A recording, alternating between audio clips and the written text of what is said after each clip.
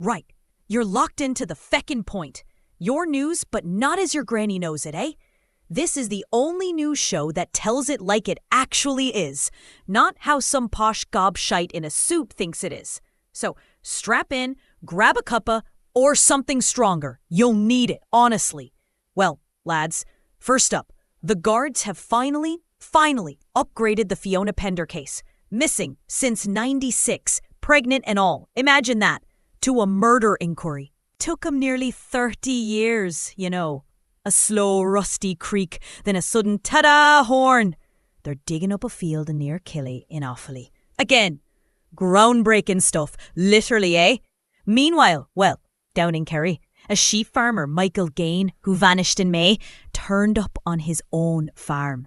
Grim discovery during, and I quote, routine farm work. You can almost hear the sheep baaing nervously. Makes you wonder what else is routine on that farm, eh? Gardaí are, and I quote again, continuing to investigate. No Sherlock Holmes, you know? And in Dublin, those 2 teenage scroats involved in that gangland restaurant shooting? 9 years, a satisfying prison door slam. 9 years, like, to think about how they've absolutely ruined several lives, including their own, I mean. But sure, renewed concerns about youth in organized crime. Understatement of the bloody century, lads, honestly. Now for everyone's favorite topic, banks. You hear that cha-ching? Followed by the sound of a flushing toilet? AIB is flogging off €500 million in dodgy loans, mostly mortgages and small business debts from when the world ended during COVID. Right? They say it's to strengthen its financial position. Translation, get this toxic shite off our books before it stinks up the whole place. And in the same breath, AIB warns about risks to Ireland's economic growth from global tariffs and less foreign investment. So, they're bracing for impact while simultaneously chucking ballast overboard. Comforting. Domestic demand growth of 2.3%? We'll see if that survives contact with reality or their next round of fees. In other, who's making a packet news? DHL Ireland's pre-tax profits are up 13% to a cool €9.48 million. Ka-ching! Good for them, eh? Cisco Foods Ireland, though, down 18%. Maybe people are finally copping on to the price of a bag of frozen chips. But hold on, jobs. Cork-based insurtech firm Cana is creating 13 new high-skilled jobs. Actually, software engineers, business developers, jobs for people who understand what insurtech even means. Expanding to the UK and US. Fair play to them anyway. And Irish SMEs, they're hoovering up venture capital. €533 million in the first quarter of 2025. Hear that? Money raining down. Overseas investors clearly think we're a great bet, especially our tech sector. Either that, or they haven't seen our electricity bills yet, I mean. Speaking of which, Limerick's Veotas, a smart grid company, got €10 million to expand globally. They help big energy users not to melt the grid. So, thanks to them, your kettle might not plunge the entire estate into darkness next time Fair City is on, you know? Oh, Boots Ireland got a slap on the wrist for misleading discounting during their 2023 Black Friday sales. Record scratch!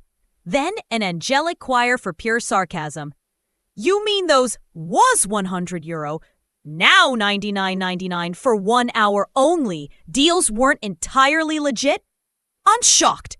Shocked, I tell ya. But hey, consumer confidence is up. Slightly, a tiny weak party horn sound. The Irish Credit Union Index rose to 60.8. First rise in 4 months. We're officially less miserable than we were. Marginally. Probably because the sun came out for 5 minutes. The government's also wringing its hands about the all ones. A report says the aging population is a challenge to public finances. Listen to that Zimmer frame scraping. Basically, too many pensioners, not enough taxpayers. Grant, they're emphasizing the need for policy adjustments. Translation, we haven't a bloody clue what to do, to be honest. And get this, Ireland's proposing a ban on trade with Israeli enterprises in the occupied West Bank. First EU country to do it. A satisfying mic drop. Sticking it to them for human rights. Fair dues. Cue the predictable outrage from one side and Matt Pats from the other. Never a dull moment, eh? And speaking of predictable outrage. So, Conor McGregor. Hear that boxing bell? The crowd roars, then a sudden needle scratch. Wants to run for president. The notorious PRS. Can you imagine the arse? You'll do nothing as foreign policy. His acceptance speech would be pay-per-view, I swear to God. Jesus. Meanwhile, back in the real world of politics, the opposition, Sinn Féin, Soc Dems, Labour, PDP, are all giving the government evils over housing. Vowing to fight any attempt to ease rent caps. Owen O'Brien called the government do nothing. Strong words. Probably true, to be fair. They're planning a protest outside Leinster House on June 17th. Raise the roof. All the construction noises followed by a sad trombone. Because none of us can afford to actually have a roof. They're hoping for a repeat of the water charges crack. We'll see if anyone can be arsed. Across the pond, President Trump, remember him, has delayed those 50% EU tariffs. A bomb defusal TikTok. Then a collective sigh of relief. Pushed him from June 1st to July 9th. Simon Harris is welcoming it. Of course he is. It means he doesn't have to do anything for another month. Global markets had a little flutter of joy, like a condemned man getting a slightly nicer last meal. Eh? And the Swiss president, Karin Keller-Sutter, is popping over for a visit. Hear that cuckoo clock and the yodeling. First one since 2012. High-level chats with Michael D. and Micheál Martin. Probably comparing notes on how to look busy. She's also opening an exhibition about Ireland and St. Gallen. Her gaff. Wonder if she's bringing any Toblerone-like. Grim news from Louth. An elderly woman in her 80s was killed by a bus in Dunleer. Awful stuff. Gardaí are looking for witnesses. And in Dublin's Cherry Orchard, residents are still breaking it over antisocial behaviour. You can almost hear the distant shouting and smashing glass. 11 council houses are empty, but sure, the council's acknowledged it. That'll make everyone feel safe, won't it? Now, the HSE Hall of Shame. That's a game show losing buzzer, by the way. Scoliosis surgeries for kids? Delayed. Mikey Henry Benson from Mayo, 17, spine bent over 100 degrees, still waiting. Daniel Collins from Tralee, 14, now needs 2 operations because of delays. Over 106,000 kids on hospital waiting lists. It's a national disgrace, that. And it gets worse. An internal probe at Children's Health Ireland, or CHI, found a consultant was manipulating waiting lists. Cue the sinister organ music. Shuffling public patients to his private weekend clinics, funded by the National Treatment Purchase Fund, creaming €35,800 for himself, prioritizing easy cases, not urgent ones.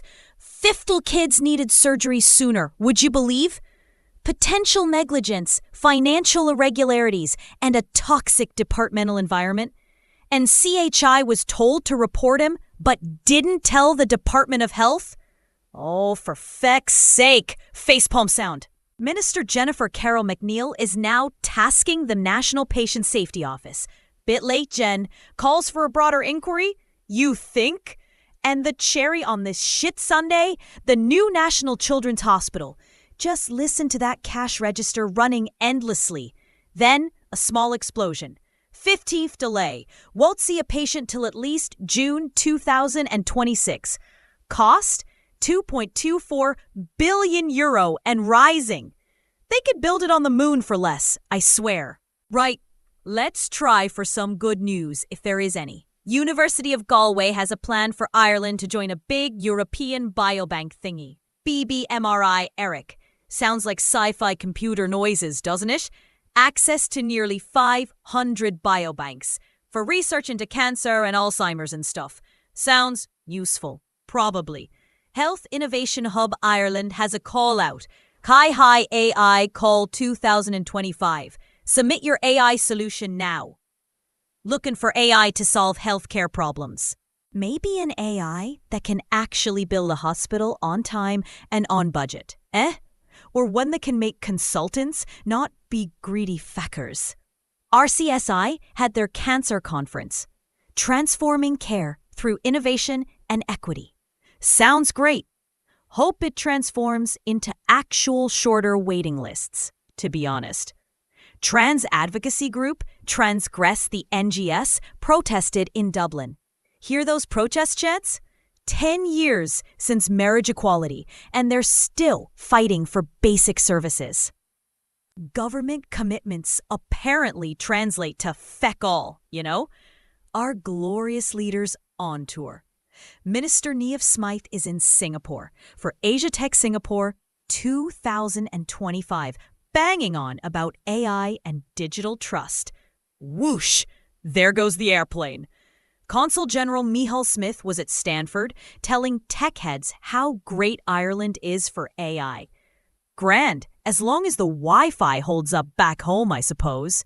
Big news for nerds! Stripe is the new sponsor for the Young Scientist and Technology exhibition, taken over from BT. Give them a round of applause. 5-year deal. Nice one, considering Stripe co-founder Patrick Collison won the damn thing 2 decades ago. From wonderkind to sugar daddy, Atlantic Technological University got €8.46 million for a semiconductor photonics education and research center. Or SPEAR. Pew pew, a laser beam sound. To boost the economy in the Northwest? Sounds impressive. Hope it means more than just a fancy acronym, Tech events galore. Dublin Tech Summit at the RDS May 28th to 29th. Atlan Tech Festival in the West, on now. Conference in Galway on the 29th. AI, deep tech, quantum computing, it's all happening. If you can afford a ticket, and understand a word of it, I mean. And Celton, an Irish tech firm, landed a contract with the European Space Agency, rocket launch and cheering. Developing hardware for satellites. We're going to space. Sort of anyway. Ga news. Armagh star Jarlath O'Byrne, son of the President Jarlath, is engaged to Tara Donaghy. Wedding bells, then a loud Ga air horn. After winning the All-Ireland last year, good man Jarlath, RTE's Arthur Gorunlian, was rocking a vibrant outfit on Donal Skehan's podcast. An ironic wolf whistle, naturally, caused a bit of banter, that did. Slow news day for the showbiz journos, clearly. Lord Mayor's Awards in Dublin. Received at Adeleke, Johnny Sexton, Brendan Gleeson, all honoured. Hear that dignified applause? Plus, Brian Murray and Una Crawford O'Brien for dementia awareness. All legends, Louise Quinn got emotional watching Katie McCabe lead Arsenal to a Champions League win. Emotional violin music. Quickly cut off. Quinn's retiring from Ireland. Class act. Alan Hughes from Ireland AM had a health scare. Diverticulitis. A hospital bed monitor beeping. Had some polyps removed, but he's grand, he is. He and Carl are also doing Cinderella at the National Stadium. From a hospital gown to a panto dame. What a trooper, He's behind you. And the big question on everyone's lips, who's going to replace Joe Duffy on Liveline? A dramatic underscore. After 25 years, Daithí O'Sea is a front-runner. Catherine Thomas reckons he's the man. Ciara Doherty, Dermot Whelan, Andrea Gilligan also in the mix. Place your bets. Charlene Maudsley, the sprinter, and her fella, tip PAA star Michael Breen, had a rare day off together. Shared a snap. Young love and county pride. Cricket. Chirping crickets. Then a massive thud. Ireland got absolutely mullered by the West Indies. Lost by 197 runs. Barry McCarthy conceded 100 runs for 3 wickets, most expensive in Irish ODI history. Womp womp, a sad trombone. Captain Paul Stirling said they were inconsistent. That's one word for it, Paul. Shite is another. More GAA. Mayo manager Kevin McStay stepped down temporarily for health reasons. A gentle, supportive applause for him. Stephen Rochford is taking over. Mayo lost to Galway and Cavan recently. Tough times, you know? Hope McStay's all right. But Cork hurling. Hear that roar of a Cork crowd? Up the Rebels! Beat Waterford 225 to 122 to reach the Munster final for the first time since 2018. Pop, pop, party poppers for that. Goals from Brian Hayes and Patrick Horgan sealed it. 17 wides, but Pat Ryan was happy with the work rate. Waterford manager Peter Queally was proud but blamed the ref, Johnny Murphy, for some calls. A whistle, followed by angry, unintelligible shouting. The classic post-match interview. Cork will face Limerick in the final at the Gaelic grounds. That'll be a battle, that will. Right. That's your bleedin' lot, I'd say. My head's absolutely wrecked. We're probably cancelled after this, honestly. Don't forget to hit us up on the socials, eh? This week's poll, who's more likely to actually fix the country? Conor McGregor or an AI trained on old episodes of Bosco? Use hashtag #FeckinPointlessPoll. You've been listening to the Feckin' Point. Probably against your better judgment. Let's be honest. Go on, get back to your miserable lives, why don't you? Sláinte. Listen for that can opening, followed by a big burp.